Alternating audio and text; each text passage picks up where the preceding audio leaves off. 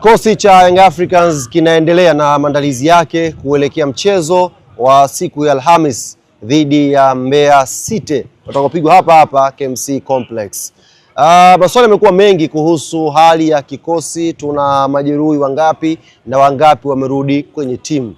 Habari njema ya kwanza ni kwamba goalkeeper wetu Djigui Diarra, screen protector, mwanachama anayecheza mpira, ameshamaliza adhabu yake na amerejea kwenye maandalizi ya pamoja ya timu kujiandaa kwa ajili ya michezo inayofuatia. Kazi itabaki kwa benchi la ufundi kuona nani anafaa kuanza kwenye milingoti mitatu kwa ajili ya kuipambania Young African Sports Club. Prince Dube 100% amesharecover na yuko tayari kwa ajili ya kazi, yupo tayari kwa ajili ya kutupambania sisi Young African Sports Club. Wachezaji ambao wako nje sasa, ambao wao bado hawajarejea kwenye mazoezi ya pamoja na timu ni Ima Mengo ambaye alipata shida ya hamstring kwa maana ya nyama za paja sehemu ya nyuma hapa, alafu pia Buba Jammeh ambaye aliumia kwenye mchezo wa CRDB dhidi ya TMA. Hawa wapo kwenye idara ya madaktari, wanaendelea na huduma za kuwa sawa kurudi kwenye timu. Mchezaji Depu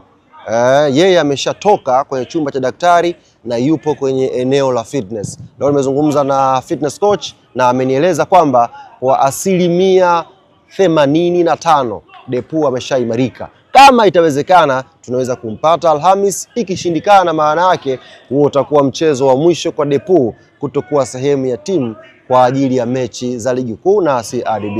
Tumuombee heri Depu, tuombee heri Buba Jammeh, tumuombee heri Ima Mengo waweze kupona, warudi kuja kuisaidia timu. Wengine wote wako fit akiwemo Profesa mpira Pacome Zouzoua ambaye alipata shida kidogo ya bega kwenye mchezo dhidi ya TMA, lakini anaendelea vizuri na atakuwa tayari